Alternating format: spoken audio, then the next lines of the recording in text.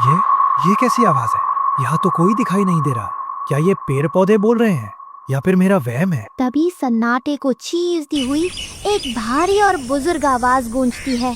उस आवाज में एक अजीब सी तड़प है, जैसे कोई बरसों से किसी गहरे दर्द को दबाए बैठा हो। क्या इस लोक में एक भी बहादुर इंसान नहीं बचा जो इस जुल्म के खिलाफ खड़ा हो सके? क्या हमारी चीखें कभी बाहर नहीं पहुंचेंगी? ये तो किसी बेगुनाह की आवाजें हैं, पर यह जादुई दुनिया है। यहाँ आंखों देखी बात पर भी यकीन करना मुश्किल है। मुझे यहाँ से तुरंत निकलना चाहिए, पर कैसे? राजू घबराकर यहाँ वहाँ घर जाने का रास्ता ढूंढता है, पर उसे कुछ नजर नहीं आता। देखते ही देखते चारों तरफ घुप अंधेरा छा जाता है और हड्डियों को कंपा देने वाली बर्फीली हवाएं चलने लगती हैं। रास्ता नहीं मिल रहा और ये ठंड मेरी जान ले लेगी। लगता है आज मेरी जिंदगी का सफर यहीं खत्म हो जाएगा। राजू ठंड से ठिठुरते हुए बेहोशी की हालत में है। तभी सीता चारों तरफ चौकन्नी नजरों से देखते हुए दबे पांव उसके पास आती है। राजू, होश में आओ। इस बर्फीली रात में यहाँ क्यों पड़े हो? तुम्हारी जान जा सकती है। तुम यहाँ क्या कर रही हो? जाओ, अपने होने वाले राजा रमेश के पास जाओ। मेरे पास आकर ये झूठी चिंता दिखाने का नाटक मत करो। राजू, तुम्हारी नाराजगी जायज है, पर ये वक्त बहस का नहीं है। रमेश को पता चला कि तुम अभी भी यहाँ हो तो वो तुम्हें जीवित नहीं छोड़ेगा। मैं तुम्हें बाहर निकलने का गुप्त रास्ता बताने आई हूँ। जल्दी चलो। नहीं, मैं कहीं नहीं जाऊंगा। तुम्हारी आंखों का ये डर साफ बता रहा है कि तुम कुछ बहुत बड़ा छुपा रही हो। तुम्हें मेरी सौगंध है सीता, सच सच बताओ कि उस वक्त महल में तुमने वो सब क्यों कहा? क्योंकि मेरे पास और कोई रास्ता नहीं था राजू।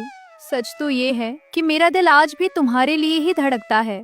मैं किसी और की होने की सोच भी नहीं सकती। अगर ऐसा है तो फिर वो सब क्या था? तुमने मेरा दिल क्यों तोड़ा? वो रमेश की धमकी थी राजू। अगर मैं उसकी बात ना मानती तो वो सबको राख कर देता। उसने मेरे अपनों को अपनी काली शक्तियों से कैद कर रखा है। मैं उसके पास कभी वापस ना आती, पर उसने उन लोगों को ढाल बनाया है जिन्हें मैं अपनी जान से ज्यादा प्यार करती हूँ। क्या तुम्हारे माता पिता रमेश की कैद में है? नहीं, मेरे माता पिता तो बरसों पहले गुजर चुके हैं।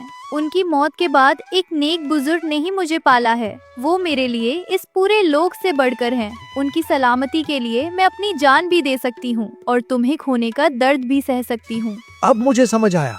अभी थोड़ी देर पहले इसी जंगल से एक दर्द भरी आवाज आ रही थी। वो शायद उन्हीं बुजुर्ग की थी। वो यहीं कहीं पास में कैद है। क्या तुमने वाकई उनकी आवाज सुनी? राजू, कृपा करके मुझे बताओ कि वो आवाजें किस तरफ से आ रही थी? वो आवाजें वन की दक्षिण दिशा की तरफ से आ रही थी। चलो सीता, हम उन्हें वहाँ ढूंढते हैं। राजू और सीता थोड़े आगे जाते हैं। तभी उन्हें एक रहस्यमयी गुफा दिखती है। वो दोनों दबे पांव गुफा के अंदर दाखिल होते हैं। वहाँ का नजारा देख उनके होश उड़ जाते हैं।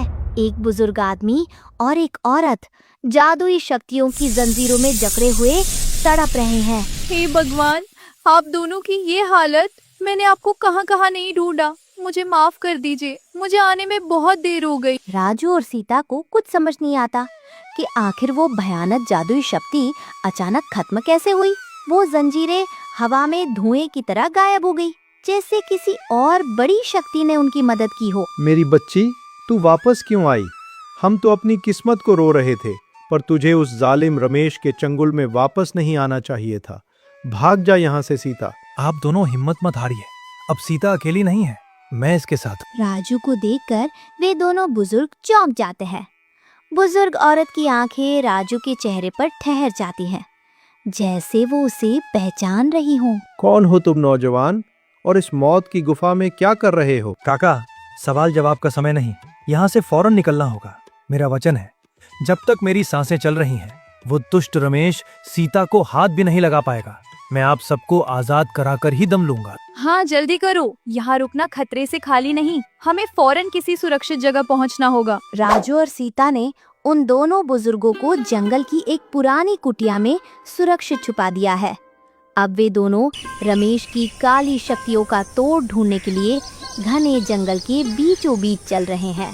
सीता, हमने उन्हें बचा तो लिया, पर रमेश की जादुई शक्तियाँ अब भी उनके शरीर को जकड़े हुए हैं। जब तक वो बंधन नहीं टूटेंगे, वो पूरी तरह आजाद नहीं होंगे। तुम सही कह रहे हो राजू। रमेश की जादुई शक्तियों को हराना नामुमकिन है, सिवाय एक इंसान के। इस जंगल के उस पार एक सिद्ध साधु रहते हैं।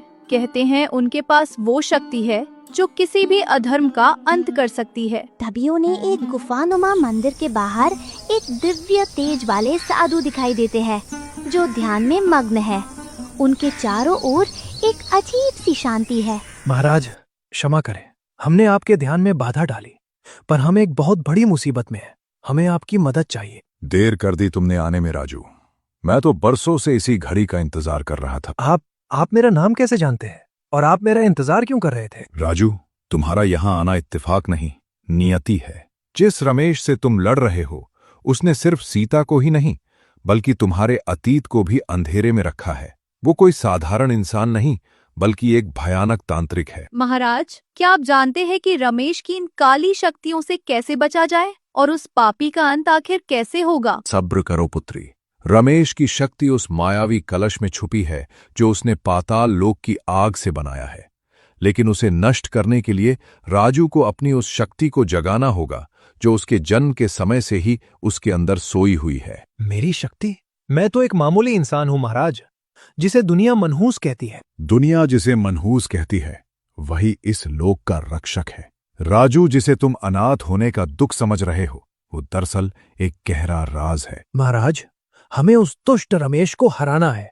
उसने अपनी जादुई शक्तियों से सबको गुलाम बना रखा है। हम उसे कैसे रोकें? बेटा, रमेश की शक्ति का सामना तुम खाली हाथ नहीं कर सकते। उसके पास शैतानी ताकत है जिसे सिर्फ स्वर्ग लोक की जादुई छड़ी ही खत्म कर सकती है। जादुई छड़ी? महाराज, वो तो बरसों पहले गायब हो गई थी। बड़े बड़े योद्धा उसे ढूंढ नहीं पाए। वो गायब नहीं हुई थी पुत्री, उसे इस लोक के असली उत्तराधिकारी का इंतजार था और वो रक्षक तुम्हारे सामने खड़ा है। मैं? महाराज, मैं तो एक साधारण अनाथ लड़का हूं। मुझ में ऐसी क्या खास बात है? राजू, जिसे तुम अनाथ होने का श्राप समझते हो, वो दरअसल एक बड़ी साजिश थी। वो बुजुर्ग जिन्हें तुमने गुफा से आजाद कराया है, वो सीता के पालक नहीं बल्कि तुम्हारे असली माता पिता हैं। रमेश ने उन्हें इसलिए कैद किया था ताकि वो इस लोक की गद्दी और उस जादुई छड़ी पर कब्जा कर सके। क्या वो मेरे माता पिता हैं? पर फिर मैं धरती लोक कैसे पहुंचा? तुम्हें बचाने के लिए ही उन्होंने तुम्हें उस पवित्र तालाब के जरिए धरती पर भेजा था। अब वक्त आ गया है कि तुम अपनी विरासत को संभालो। राजू, महाराज सही कह रहे हैं। मुझे हमेशा से तुम में कुछ अलग लगा था। अब डरो मत। अपने माता पिता और इस लोक के लिए तुम्हें उस छड़ी को हासिल करना ही होगा। महाराज, आपने कह तो दिया कि रमेश का अंत एक जादुई छड़ी से होगा, पर मैं उसे इस विशाल स्वर्ग लोक में कहाँ ढूंढता फिरूं? क्या मुझे किसी गुफा या पाताल में जाना होगा? अक्सर इंसान उसे दूर ढूंढता है जो उसके सबसे करीब होता है। राजू, तुम्हें कहीं जाने की जरूरत नहीं है। जरा अपने हाथ की तरफ तो देखो। महाराज, ये तो वही पुरानी लकड़ी है जो मुझे और शिवू को तालाब के किनारे पड़ी मिली थी। ये तो कोई मामूली चीज लगती है। यही तुम्हारी सबसे बड़ी भूल है। ये कोई मामूली लकड़ी नहीं बल्कि स्वर्ग लोक की राजदंड छड़ी है। इसी की अदृश्य शक्ति ने गुफा में तुम्हारे माता पिता उसके जादुई शक्तियों से आजाद कर दिया, जिससे तुम उन्हें सुरक्षित निकाल पाए।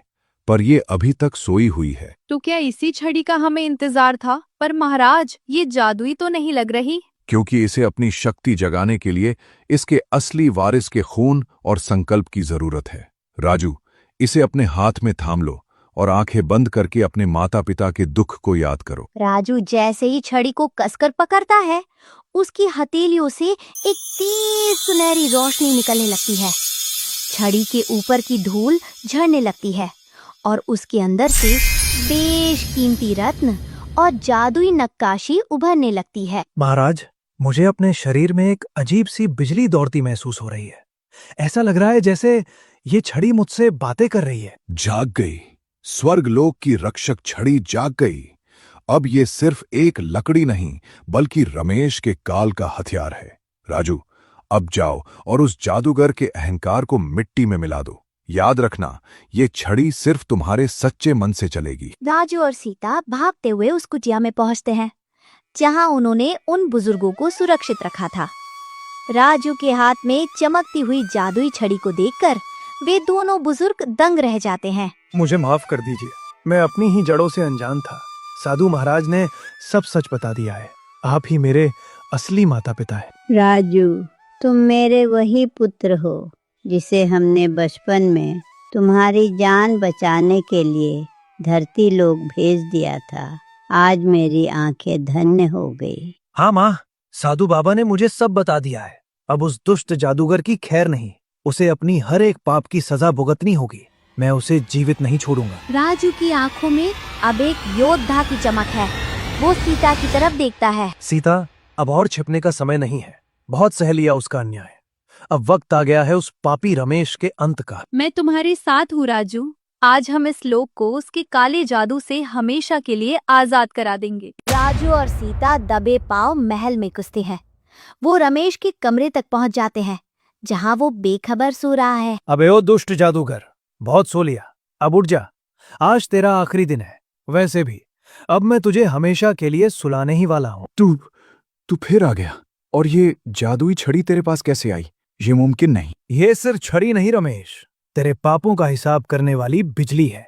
तूने छल से सब छीना, पर आज तेरा घमंड इसी मिट्टी में दफन होगा। राजू जैसे ही छड़ी हवा में लहराता है, रमेश का मानवीय मुखौटा उतर जाता है और वो अपने असली भयानक तांत्रिक रूप में आ जाता है। तो तुझे क्या लगा राजू, मैं कोई मामूली रमेश हूँ? मेरी असलियत तो तेरी कल्पना से भी परे है। हे भगवान, ये तो वही तांत्रिक है जैसा साधु ने बताया था। राजू, जल्दी करो, अपनी जादुई छड़ी का प्रयोग करो। तभी राजू अपनी पूरी ताकत समेटकर उस जादुई छड़ी से दुष्ट तांत्रिक पर प्रचंड वार करता है। छड़ी से निकलती दिव्य रोशनी अंधेरे को चीरते हुए सीधा तांत्रिक के सीने पर लगती है। बचाओ, ये कैसी आग है? मुझे बचाओ, कोई मुझे इस आग से बाहर निकालो, मैं जल रहा हूँ। और तांत्रिक उसी दिव्य आग में जलकर भस्म हो जाता है। राजू और सीता खुशी खुशी अपने माता पिता के पास लौट आते हैं। वर्षों का अंधेरा छट गया और अब हर तरफ खुशहाली छा जाती है। बेटा, हमें माफ कर दे। हमने तुझे खुद से दूर करके बहुत रुलाया। हम बहुत बुरे माँ बाप है राजू, तुझे अकेले छोड़ दिया था। नहीं पिताजी, आपने मेरी जान बचाई थी। आज मुझे मेरा परिवार मिल गया। मैं बहुत खुश हूँ। ये सब भगवान की मर्जी थी राजू। अब मैं तुम्हें छोड़कर कभी नहीं जाऊंगी। और अब ये स्वर्ग लोक फिर से खुशियों से मुस्कुराएगा। तो दोस्तों, इस तरह तालाब के रहस्य का खुलासा हुआ। बुराई हारी और सच्चा प्रेम जीत गया। राजू और सीता शादी करके खुशी खुशी रहने लगे। कैसी लगी आपको ये कहानी? कमेंट्स में जरूर बताएं।